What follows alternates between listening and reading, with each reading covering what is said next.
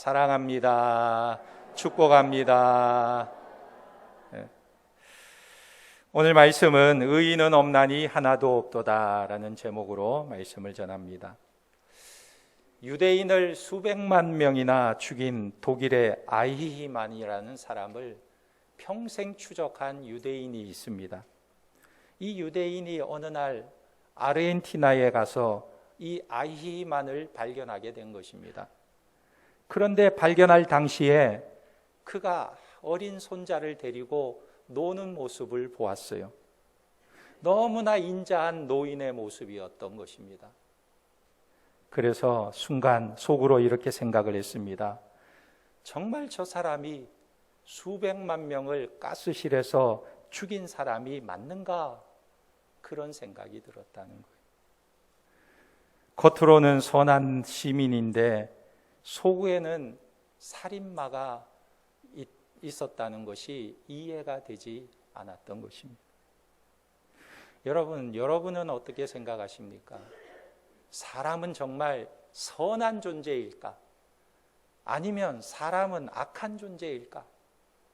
여러분들은 어떤 존재라고 생각하십니까? 고대 중국의 맹자는요, 인간은 근본적으로 선함을 가지고 태어났다, 성선설을 주장했습니다.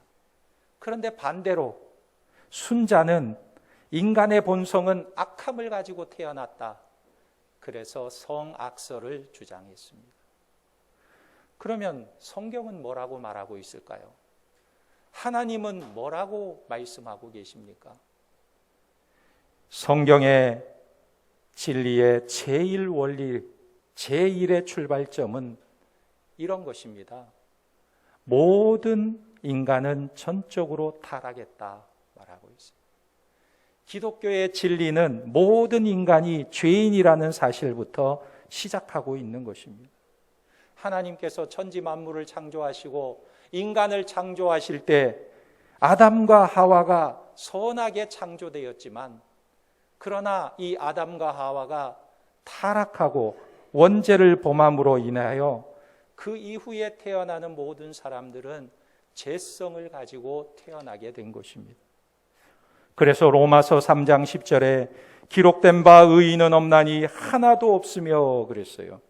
이것은 성경이 모든 사람이 죄인이라는 것을 인정하고 있는 것입니다.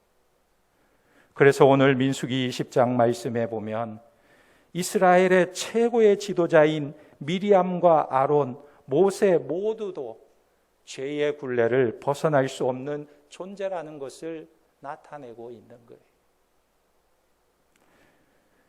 미리암과 아론과 모세, 이 사람들은 어떤 사람들입니까?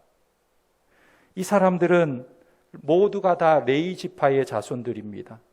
레위 지파 자손 중에 아므람의 자녀들이었어요. 미리암, 아론, 모세, 이 세 사람은 서로 같은 형제였습니다.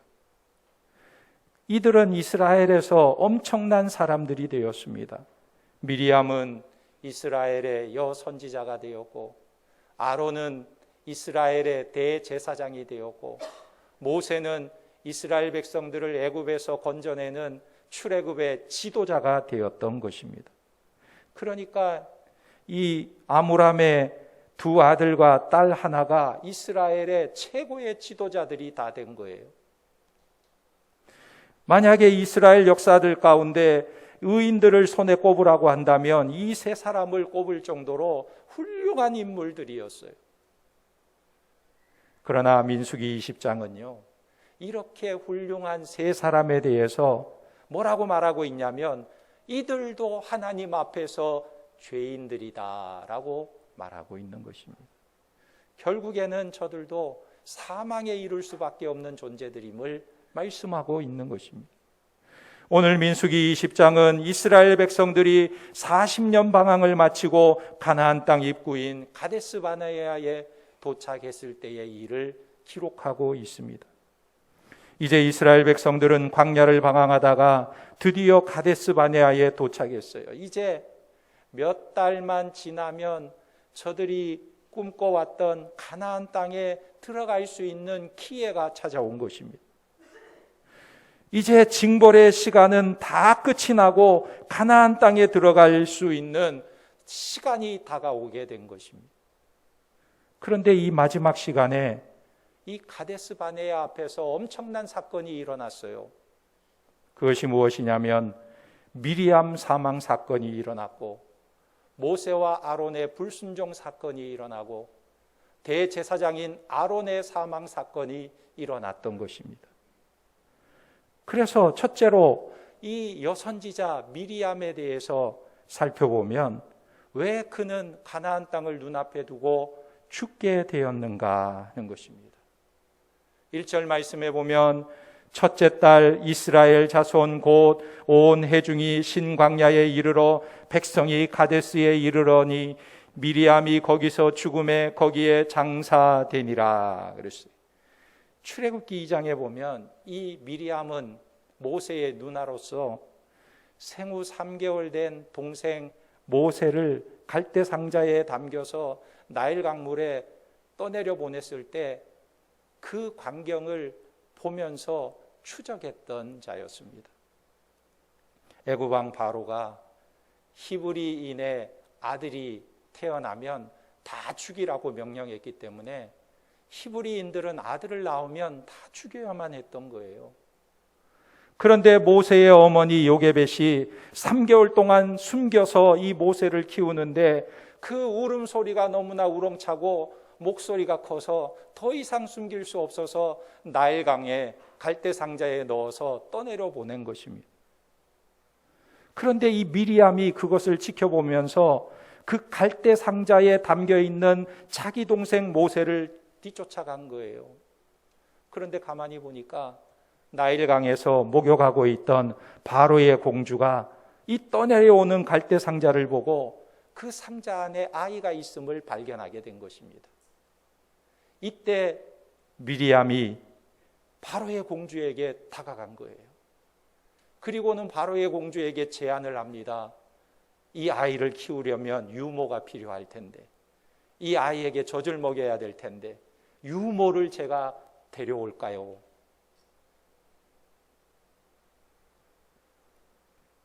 그래서 자기 어머니 요게벳을 데리고 와서 이 모세의 유모가 될 수 있도록 해준 것입니다.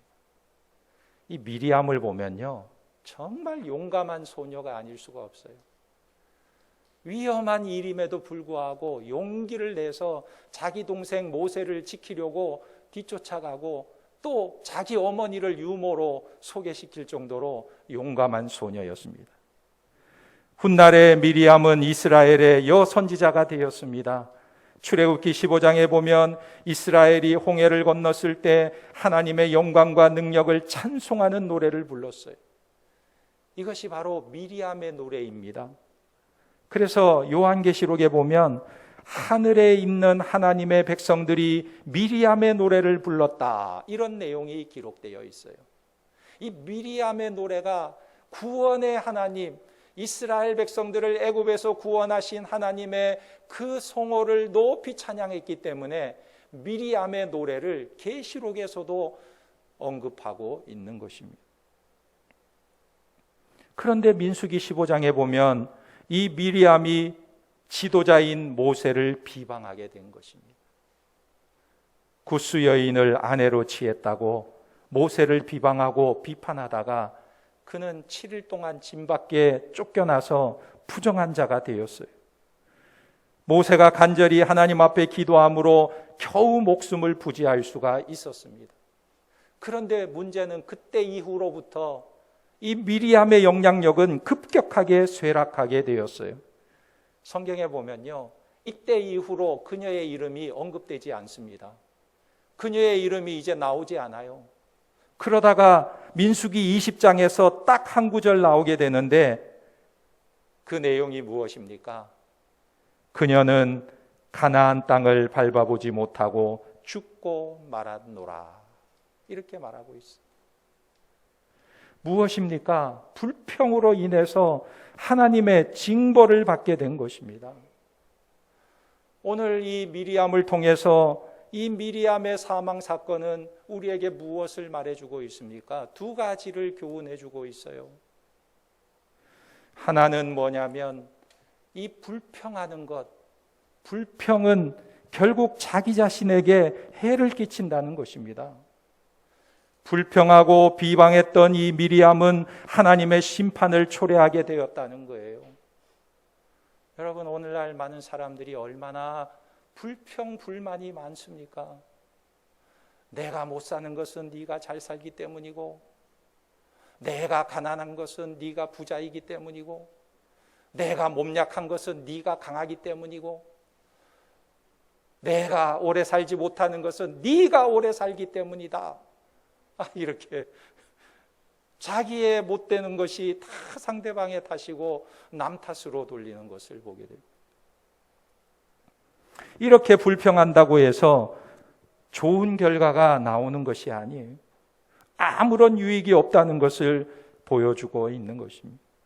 그리고 두 번째로 교훈은 뭐냐면 이스라엘의 위대한 지도자도 결국 죄인이라는 것을 분명하게 보여주고 있어요.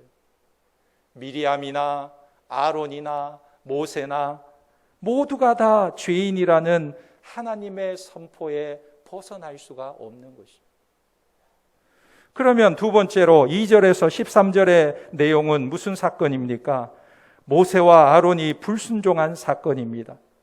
지금 이스라엘 백성들은 가데스 바네아에 도착하게 되었습니다. 근데 이 가데스 바네아가 어떤 곳일까요? 가데스 바네아 하면 가나안 땅과 아주 가까운 거리에 있는 곳이에요. 민수기 13장에 보면 출애굽한 지 2년이 되었을 때 저들이 도착한 곳이 바로 가데스 바네아였습니다. 이들은 이 가데스 바네아에서 정탐꾼을 보냈는데 정탐꾼 12명 중에 10명이 돌아와서는 뭐라고 보고하냐면 부정적인 보고를 했어요. 우리는 저 땅에 들어갈 수 없다. 우리는 저들 앞에서 메뚜기와 같은 존재다. 우리는 이 땅에 들어가면 죽을 수밖에 없다. 이렇게 보고를 하자 이스라엘 백성들이 그 부정적인 보고를 듣고 울부짖으며 하나님을 원망하고 모세를 원망하고 우리가 차라리 이 광야에서 죽으면 좋았을 것을 왜 우리를 가나안 땅에 들여서 죽이려고 하느냐 원망하고 불평함에 사로잡혔어요. 그래서 하나님께서 그들의 원망 소리를 듣고 너희가 그러면 40년 동안 광야에서 방황하다가 거기서 죽어라 징벌을 내리셨어요. 하나님의 징벌이 선고된 장소였습니다. 그래서 이스라엘 백성들이요 광야 40년 동안 방황하게 된 거예요. 정확하게는 37년 동안 광야를 뱅뱅 돌다가 지금 가데스 바네아 그 자리로 다시 돌아오게 된 거예요. 37년 동안 방황하는 사이에 1세대 사람들은 다 광야에서 죽었어요. 이것을 보면 죄인은요 자기 노력으로 변화되는 것이 아니라는 것을 오늘 말씀이 보여주고 있습니다. 노력하고 뱅뱅 돌아도 결국 그 자리라는 거예요. 다시 돌아온 이스라엘 백성 2세대 백성들이 이 가데스 바네아 앞에서 문제가 생겼습니다. 2절에서 5절에 보면 출애굽의 2세대 백성들이 또다시 모세와 아론을 향해 원망하고 불평을 쏟아내는 거예요. 무엇 때문에? 물이 없다고. 물이 없어서 목말라 죽겠다고 이 2세대 이스라엘 백성들이 또다시 원망하고 불평을 하고 있습니다. 왜 우리를 이렇게 악한 곳으로 인도하여 모두 죽게 하느냐 불평하고 있는 거예요. 예전에 가데스 바네아에서 불평했던 1세대 이스라엘 백성들은 광야에서 다 죽었고 지금 불평하는 사람들은 2세대 이스라엘 백성들이었어요. 그런데 이들이 불평하고 있는 것입니다. 그런데 오늘 말씀에 보면 이 말씀은 어디에선가 우리가 보았던 내용과 비슷한 상황이에요. 지금 저들이 무엇 때문에 불평하고 있습니까? 물이 없다고 불평하고 있는 거예요. 이스라엘 백성들이 초기에 신광야 마라와 엘림과 르비딤에 왔을 때에 저들에게 물이 없었어요. 그래서 저들이 모세와 아론을 원망하면서 물을 달라고 하고 대적했던 것입니다. 그래서 하나님께서 개입하셔서 반석에서 물이 나와서 저들을 다 마시게 했던 곳이 바로 무리바였어요. 그래서 그곳 이름을 무리바라고 지어주었습니다. 그 뜻은 하나님과 다투었다는 의미인 것입니다. 그런데 오늘 이들이 가데스 바네아에 도착해서 또 불평하는데 무엇 때문에 불평하냐면 물이 없다고 불평하고 있는 것입니다. 그래서 하나님께서요, 이곳도 무리바라고 이름 지으라 말씀하시는 거예요. 장소는 그때와 다르지만 이름은 똑같아요. 왜? 물 때문에 불평했던 곳이기 때문에. 서로 비슷한 사건이 반복되어 일어나고 있는 것을 보게 됩니다. 여러분, 이 말씀을 통해서 우리가 무엇을 교훈받을 수 있습니까? 사람의 마음이 40년 동안 하나님의 기사와 이적과 능력을 경험했음에도 전혀 변화되지 않았다는 것을 보여주고 있습니다. 2세대나 1세대나 크게 다르지 않았다는 거예요. 저들은 40년 동안 모세를 통해 주시는 하나님의 말씀을 듣고 하나님의 능력을 직접 경험했음에도 불구하고 2세대 사람들의 마음이 1세대 사람들의 마음과 완전히 동일해요. 다르지 않다는 거예요. 동일하게 불평하고 동일하게 감사하지 않고 동일하게 하나님의 능력을 믿지 않고 동일하게 지도자를 대적하고 동일하게 원망하고 불평하고 달라지지 않았다는 거예요. 이것을 보면요, 사람이 변한다는 것이 참 어렵습니다. 쉽지 않은 것을 보게 돼요. 사람이요, 어떻게 하면 변화될 수 있느냐? 공부를 많이 하면 변화될까요? 책을 많이 읽으면 달라질까요? 산에 올라가서 수련을 많이 하면 변화될까요? 그런 것으로 변화될 수가 없어요. 자연 상태에서 그 어떤 노력으로도 변화되기가 어려운 것입니다. 돌아와 보면 여전히 똑같은 모습을 반복하고 있는 자기의 모습을 발견하게 되는 거예요. 그러면 우리가 어떻게 변화되느냐? 어떻게 사람이 달라질 수 있느냐? 그것은요, 성령이 임하실 때 가능한 줄 믿으시기 바랍니다. 성령께서 임하실 때 변화되는 거예요. 자연적인 상태에서 아무리 노력한다고 변화될 수가 없는 거예요. 성령께서 우리의 마음을 주장하시고 역사하실 때 변화가 되는 것입니다. 그런데 오늘 말씀해 보면 그럼에도 불구하고 하나님의 은혜는 놀랍다는 것을 우리에게 보여주고 있습니다. 지금 이스라엘 백성들이 40년이 지났음에도 불구하고 자기 아버지의 세대와 똑같은 말을 하고 있는 것입니다. 그런데 하나님께서 그들에게 뭐라고 말씀하십니까? 저들에게 다시 물을 주라. 모세와 아론에게 저들에게 물을 주라 말씀하고 계시는 거예요. 그리고 저들을 가나안 땅으로 그래도 인도하시겠다고 말씀하고 계시는 것입니다. 여러분, 이게 얼마나 큰 은혜입니까? 우리 같으면 어떻게 할 것 같아요? 너희가 그렇게 37년 동안 광야를 뺑뺑 돌고 나서도 아직도 그 모양이냐? 알아서 해라. 너희들 하고 싶은 대로 해라. 마음대로 한번 살아봐라. 내버려 둘 수도 있을 텐데 하나님께서는 뭐라고 하시냐면 모세와 아론에게 그래도 저들에게 물을 주라. 그리고 내가 저들을 가나안 땅으로 인도할 것이다. 말씀하고 계시는. 그런데 오늘 말씀해 보면요, 출애굽기 17장 사건과 유사한 점도 있었지만 차이점이 분명히 있습니다. 민수기 20장의 가장 중요한 메시지가 바로 이 차이점이라는 거예요. 무엇입니까? 민수기 20장에서는 하나님께서 모세와 아론에게 지시하신 내용이 예전과는 다른 것이에요. 다르게 말씀하셨습니다. 8절에 보면 이렇게 말씀하세요. 지팡이를 가지고 내 형 아론과 함께 회중을 모으고 그들의 목전에서 너희는 반석에게 명령하여 물을 내라 하라. 내가 그 반석에 물을 내게 하여 회중과 그들의 짐승에게 마시게 할지니라. 그랬어요. 처음에는 어떻게 물을 냈습니까? 반석을 쳐서 물을 냈어요. 반석을 쳐서. 그런데 이번에는 어떻게 물을 내라는 거예요? 반석을 치지 말고 말로 물을 내라고 명령하라는 것입니다. 말로 하라는 거예요. 반석에게 물을 내라, 이렇게 말로 명령하라는 것입니다. 출애굽기 17장에서는 반석을 한 번 치라고 말씀하셨는데 지금은 반석을 치지 말고 말로 하라고 말씀하고 있는 거예요. 왜 그럴까요? 여러분, 이 반석은 예수 그리스도를 상징하는 것입니다. 예수님이 한 번 맞아서 찢겼으면 됐지 또 때리고 또 때리고 그러지 말라는 거예요.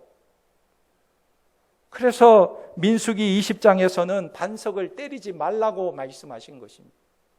치지 말라, 말로 하라. 그러므로 모세와 아론은 반석을 향해서 말로 해야만 했는데 모세와 아론이요, 백성들을 향해서 말로 하고 이 반석에 대해서는 어떻게 합니까? 10절에 보면 반역한 너희여 들으라, 우리가 너희를 위하여 이 반석에서 물을 내랴, 이렇게 백성들에게 화를 내고 백성들에게 말로 하면서 이 반석을 향해서는 2번 지팡이로 세게 내려쳐 버렸어요. 한 번 친 것도 아니고 2번이나 내려쳐 버렸어요.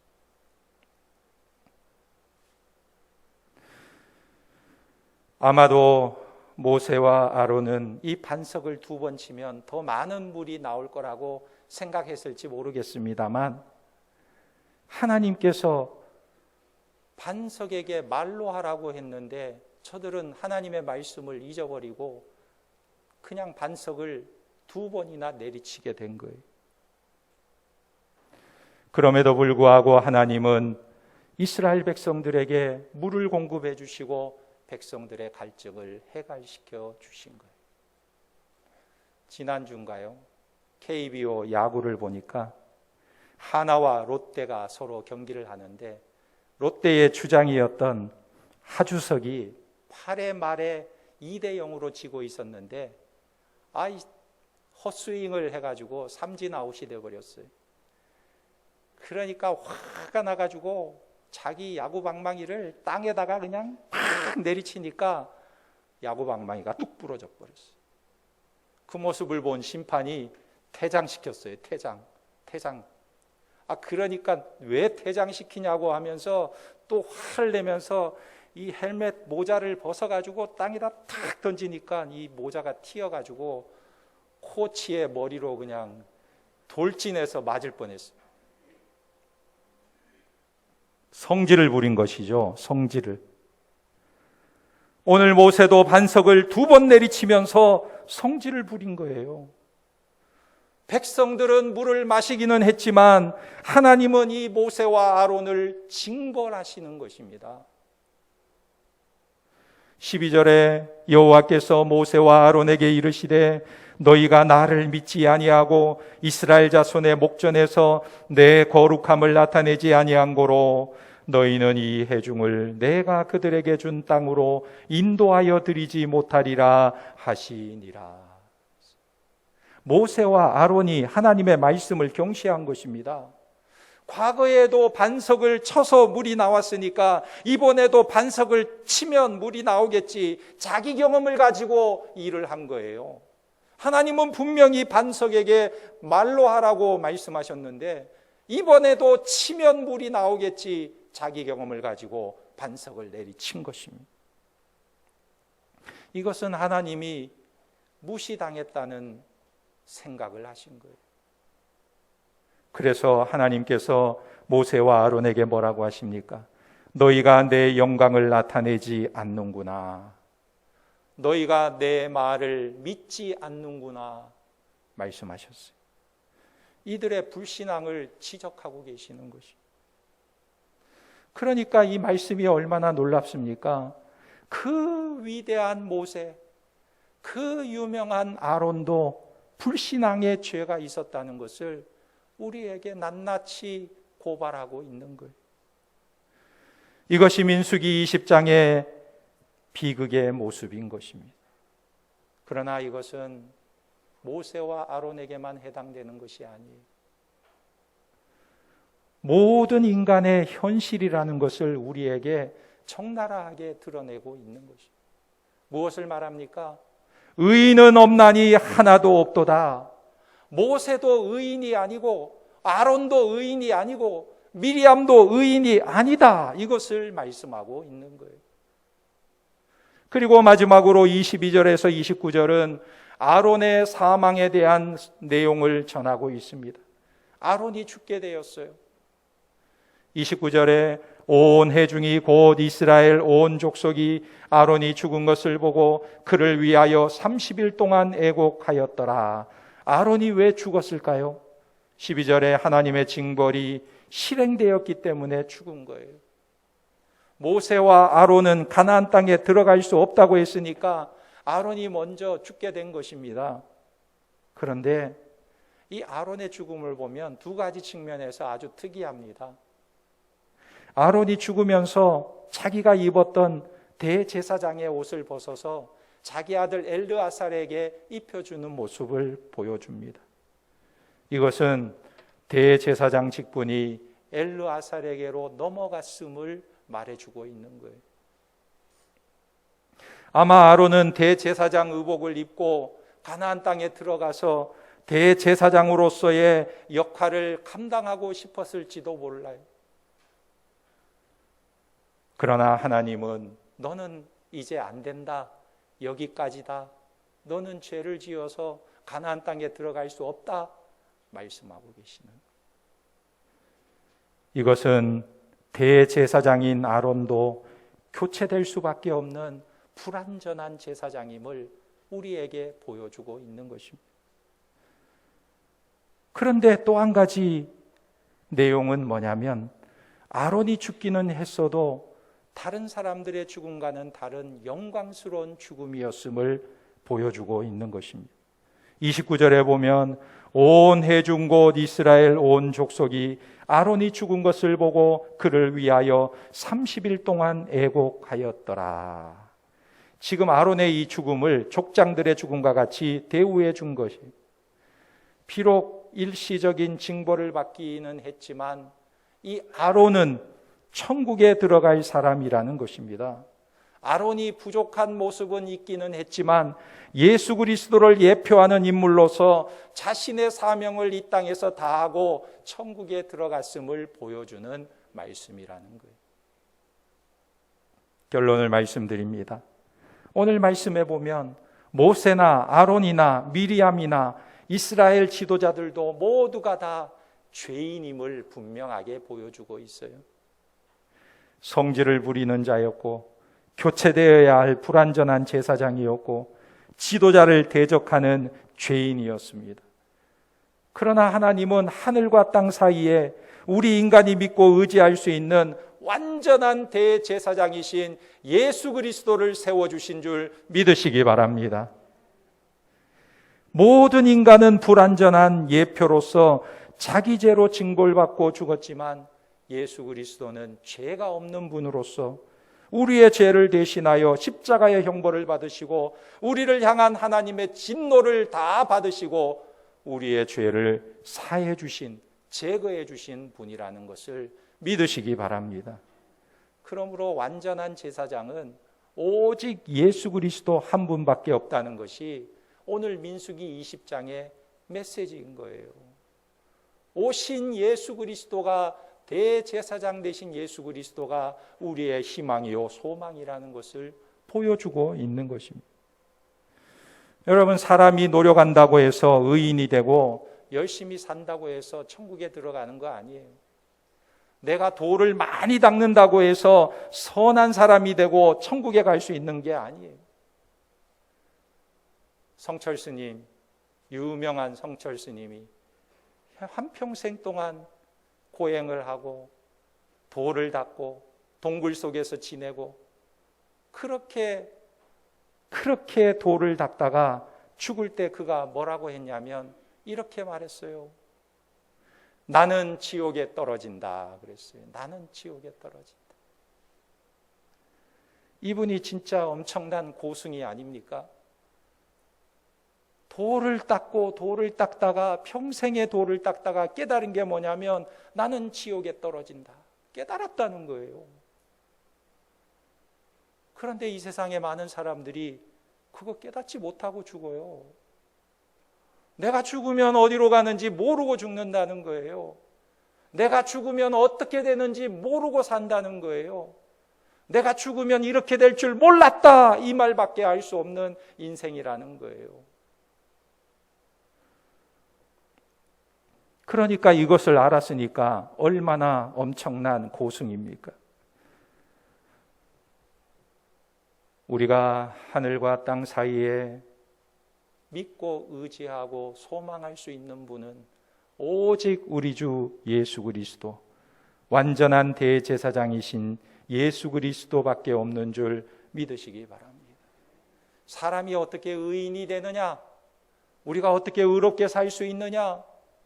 로마서 3장 26절에 곧 이때에 자기의 의로우심을 나타내사 자기도 의로우시며 또한 예수 믿는 자를 의롭다 하려 하심이라. 누가 의인이 됩니까? 누가 의롭게 살 수 있습니까?